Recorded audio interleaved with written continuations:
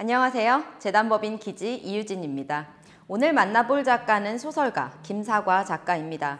2005년 한 출판사에서 주최한 공모전에서 신인 소설가상을 수상하면서 데뷔한 김사과 작가는 그 이후로 여러 편의 소설과 에세이집을 출간하고 있었습니다. 저는 이 인터뷰를 준비하면서 김사과 작가의 작품들을 여러 권 읽어볼 수 있었는데요. 작가님의 소설은 대부분 지금 우리가 살고 있는 이 시대 그리고 이 세대들의 특징들을 아주 디테일하게 그려내고 있다는 그런 특징이 있었습니다. 아주 재미있게 읽을 수 있었어요.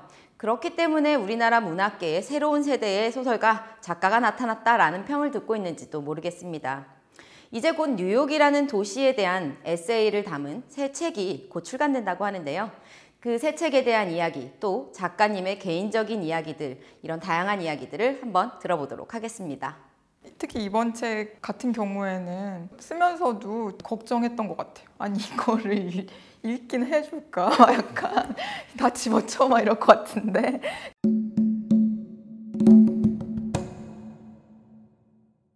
안녕하세요. 소설가 김사과입니다. 만나 뵙게 돼서 반갑고요. 이번에 뉴욕에 대한 에세이집이 나오게 됐는데 이것저것에 대해서 얘기 나누게 돼서 좋은 것 같아요.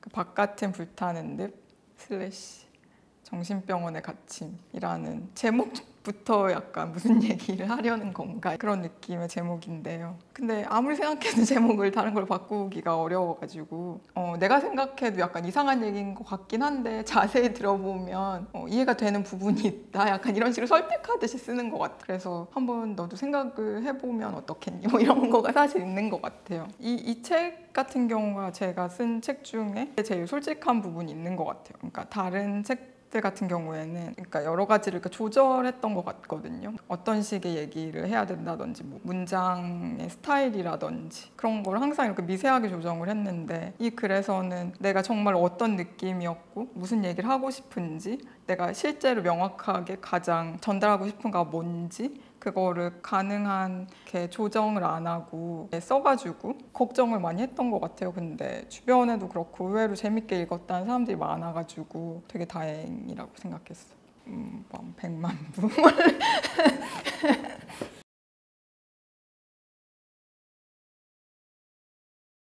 한번 가봤는데 도시가 되게 인상적인 거예요. 굉장히 많은 영향을 다른 곳에도 미치고 있고 사람들이 정말 선망하는 곳이니까 이 도시가 가진 매력이나 사람을 끄는 그런 게 뭔지가 되게 궁금해졌던 것 같아요.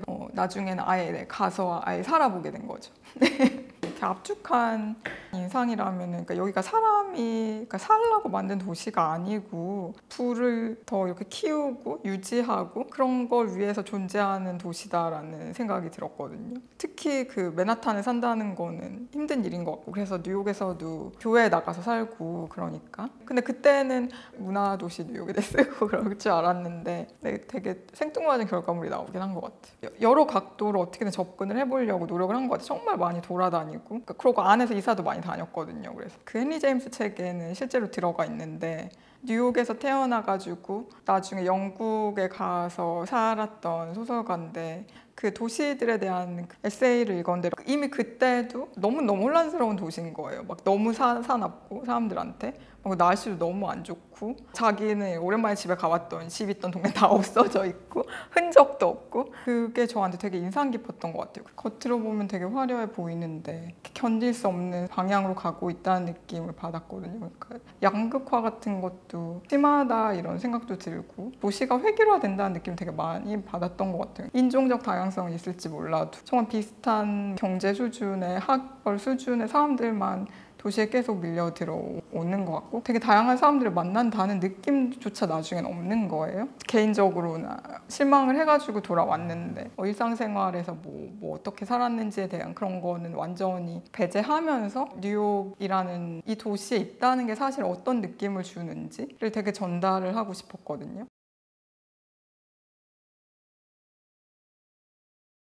그 책이 세 파트로 돼 있는데 그래서 첫 번째 파트 같으면은 공간적인 얘기를 하고 싶다고 생각했고, 두 번째는 약간 라이프 스타일에 대해서 쓰고 싶다는 생각을 했고, 세 번째는 좀 더 약간 사회과학적인 통찰, 좀 더 문화적인 그렇게 정하는 것도 사실 어떻게 보면 상상되는 건 있잖아요. 접근하는 방식을 약간 좀 다른 식으로 접근을 하고 싶었던 거예요. 그래서 내가 흥미로웠던 데들을 의외로 넣으려고 되게 노력을 한 것 같아요. 그래서 첫 번째는 그런 식으로 했고, 두 번째 파트 같은 경우는 패션 잡지식의 글쓰기 같은 거에 대해서도 좋아하는 게 있는데 아쉬운 것들이 있었어요. 어떻게 보면 그러니까 되게 물질적인 것들에 대해서 쓰는 거기 때문에 과장되고 속물적이고 표면적인 화려한 효과들이 있는데, 의외로 패션계 사람들은 본인들이 그런 사람처럼 안 보이고 싶어 하는 게 되게 큰 것 같아요. 엄숙함이나 이런 걸 넣으려고 그러고, 그래서 오히려 되게 과격하게 내가 생각하는 패션 잡지지 글을 쓰면은 그렇게 별로 안 좋아하는 것 같은 거예요. 그래가지고 그때 썼던 글들을 뜯어 고치면서, 그러니까 내가 생각한 그런 패션 잡지식 글쓰기에 내가 원하는 판타지를 다 넣어서 끝까지 가보자라는 식으로 두 번째 파트에서는 저의 환을 약간 푼 것 같거든요. 세 번째 같으면은 거기 살면서 약간 진지하게 생각했던 주제들이 있는데, 그러니까 사회과학적인 글쓰기도 그게 포맷이 있잖아요. 그리고 저 같은 경우도 에세이 같은 거 많이 쓰면서 지적인 글쓰기 같은 거를, 그런 거에 대해서 관심들이 있고 나도 그런 식으로 써보고 싶고, 그래서 그런 걸 많이 썼는데 그것도 약간 답답한 거예요. 어떤 포맷 안에 들어가야 되니까 얘기가. 주제 자체는 여러 가지 문화적인, 뭐 사회적인 얘기면서 내가 진짜 전달하는 바를 전하기 위해서 형식적인 그런 약간 장애물을 뛰어넘어가지고 쓰려고 세 번째 파트는 노력을 했던 것 같아요.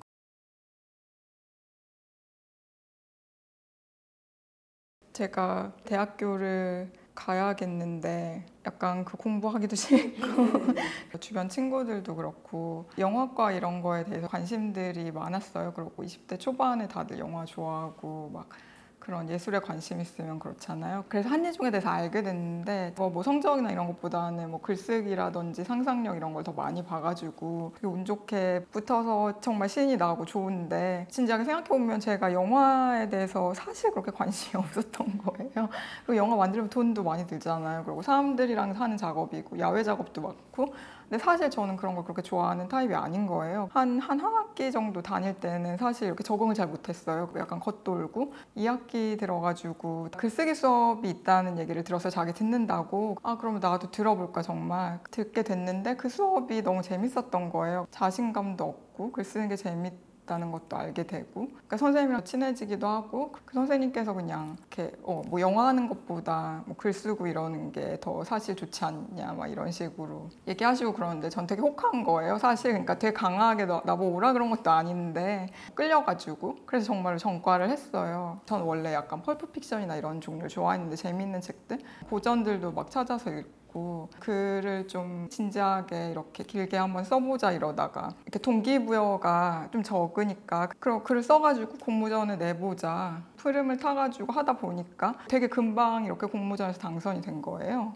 이렇게 무슨 생각할 겨를이 없이 이렇게 데뷔가 되었던 그런 경우였어요. 그 작품이 영희라고 폭력적인 가정 안에서 어린애가 되게 정신적으로 고통받는 그런 내용인데, 그때쯤에 약간 되게 실험적인 작품들 같은 걸 되게 좋아했거든요. 그리고 원래 한국에서 이상 같은 분 좋아하고, 그런데 영향을 많이 받아서 어떻게 보면 되게 진부한 스토리일 수 있는데 그걸 되게 실험적으로 써봤던 것 같아요. 이게 약간 환상적이고 쓰면서도 저 스스로 이건 좀 잘 쓴 것 같다 약간 그런 생각도 들고, 저 운이 좋았던 것 같아요 그때. 막연히 생각하면 글쓰기가 되게 지루하고 딱딱할 수가 있는데, 그 의외로 되게 유명한 뭐 고전이라든지 보면 형식 실험이 이렇게 많이 시도되고 그런 책들이 많거든요. 그래서 그런 식으로 써볼 수 있겠구나, 실험하는 그런 거가 사실 되게 재밌는 것 같아요 글 쓸 때.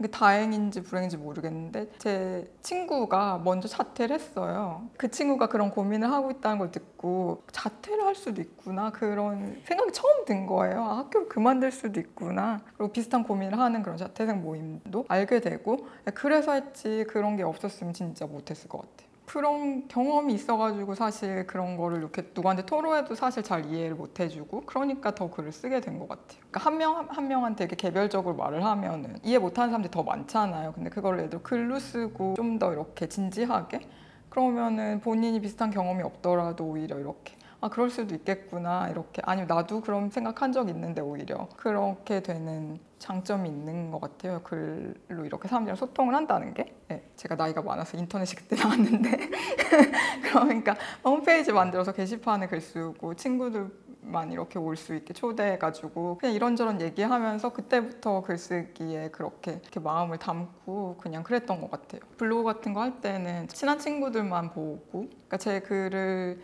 잘 읽어주고 그런 말하는 것들에 대해서 잘 이해해주고 그런 사람들이 주위에 항상 있어가지고 그리고 제가 그런 사람들을 항상 이렇게 찾아서 보여주고 근데 그 부분도 생각하면은 가까이에 그런 사람들이 있었기 때문에 두려워도 이렇게 쓸 수 있고 모든 사람이 제 글을 좋아할 수는 없잖아요. 그러니까.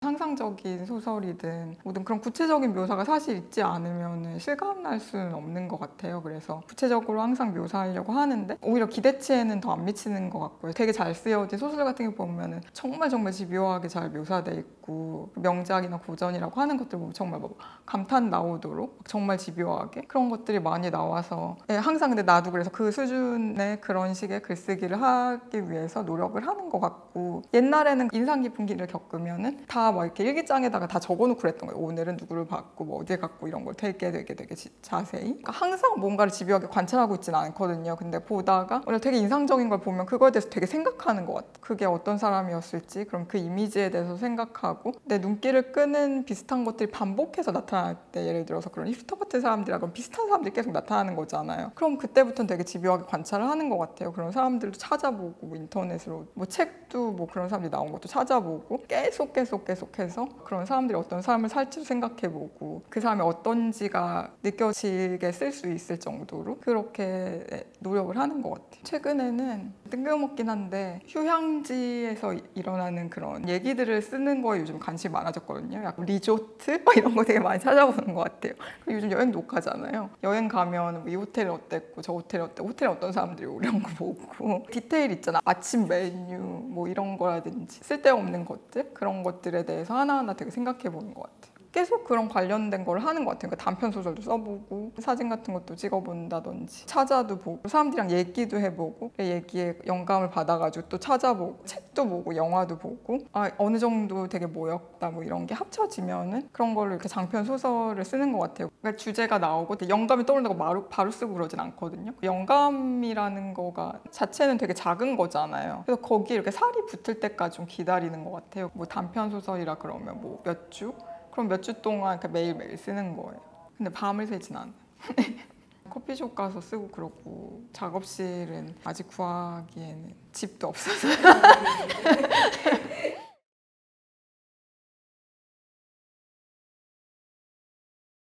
저 같은 경우 되게 보수적인 문학관을 사실 갖고 있어가지고 좋아하는 작가들도 그렇고 굉장히 사실 보수적이거든요. 되게 실험적으로 쓰인 글들 같은 경우 보면 막 100년, 200년 전에 다 나왔거든요. 제 글이 새롭다는 거가 전혀 동의 안 되고 저는 오히려 막 그런 200년 전에 쓰여진 글 보고 그런 거 영감 받는데 발자크나 플로베르 소설 읽으면 그게 막 거의 패션 잡지 수준이거든요. 그 옷 같은 거는 특히 발자크 같으면 헨리 제임스나 디테일하게 묘사하는 거라든지 하나하나가 뭐 어떤 걸 나타낸다든지 그런 거 읽고 오히려 아 이렇게 써도 되는구나 그렇게 생각했던 것 같아요. 소설로 이렇게 되게 구체적으로 약간 지나치다 싶게 네.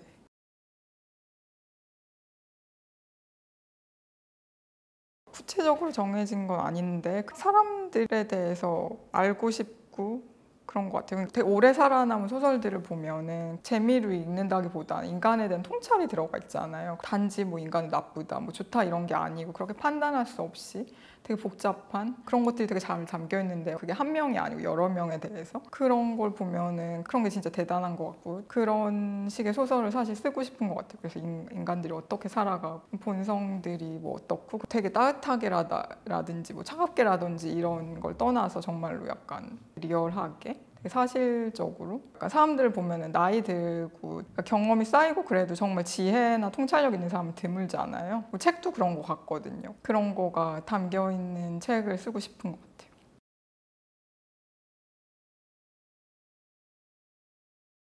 일단은 자기가 글을 쓰고 싶은 건지 아니면 그런 작가가 된 나의 멋진 이미지를 좋아하는 건지 그거를 잘 판단을 해야 되는 것 같아요. 주변에도 지망생들이 정말 많은데 보면은 정말 후자인 경우가 훨씬 많았던 것 같아요. 근데 대부분은 두 가지가 다 섞여 있을 것 같긴 하거든요. 적어도 어느 정도는 자기가 글을 쓰고 싶고 하고 싶은 말이 있고 글을 쓰는 걸 정말 좋아하고 책 읽는 걸 정말 좋아하고 그런 것들이 있지 않으면 글을 쓰는 사람이 된다는 게 그렇게 쉬운 일은 아닐 것 같거든요. 일단은 자기가 열심히 써야 되겠죠. 그 사람이 뭐 선생님이든 친구들이건 그러니까 자기에 대해서 호의를 갖고 그런 걸 나눌 수 있고 그런 사람을 잘 찾는 것도 되게 중요한 것 같아요. 좋은 사람들을 만나고 근데 나쁜 사람들은 좀 멀리하고 그런 식의 감시관을 갖고 그렇게 살아나가는 거에 대해서도 되게 중요한 것 같아요.